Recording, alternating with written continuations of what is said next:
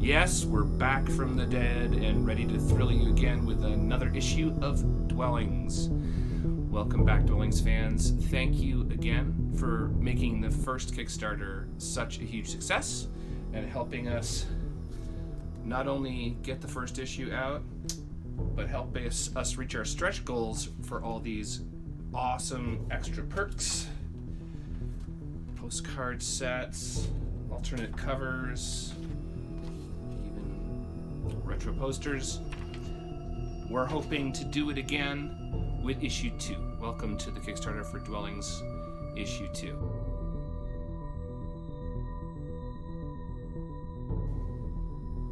Dwellings continues to be a Harvey Comics style horror mashup.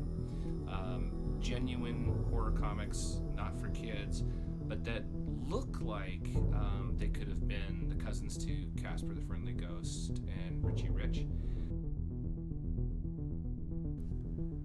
This time around, we're back in Elwich for another tale of eerily familiar Southern Ontario Gothic with some callbacks to issue 1. In Second Tongue, a stranger comes to town to investigate a case of foreign accent syndrome and gets caught up in some horrors that even her skeptical scientific mind struggles to explain.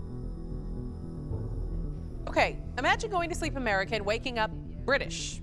She was diagnosed with foreign accent syndrome, a rare condition that usually accompanies a stroke, neurological damage, or underlying health issue. When I was a little girl, I used to always go to my mum and say, my bones hurt. I'm actually Australian.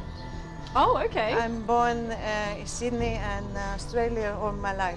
Oh, wow. Cindy is a victim of the curious condition known as foreign accent syndrome. It's rare, its causes vary, but all those affected literally wake up one day sounding exotically different.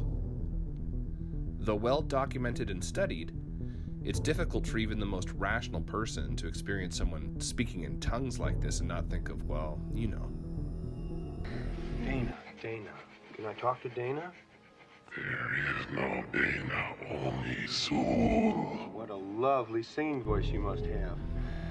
I mean, I don't know about you, but whenever I hear the term tales of the unexplained or weird tales, or I automatically assume that it's going to be scary and creepy, even though something that isn't explained is not necessarily scary.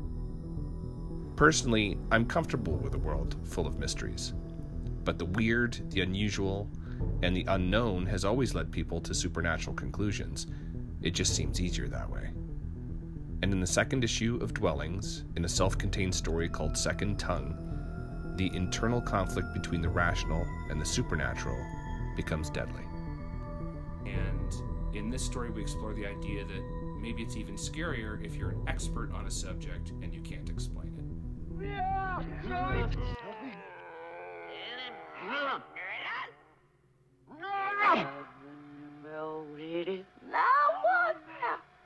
Who are you? It's a language, all right. It's English. What do you mean English? Mistaken identity, or another entity entirely? Are you ready to dwell in Elwich again for another jarring tale of familiar horror from within?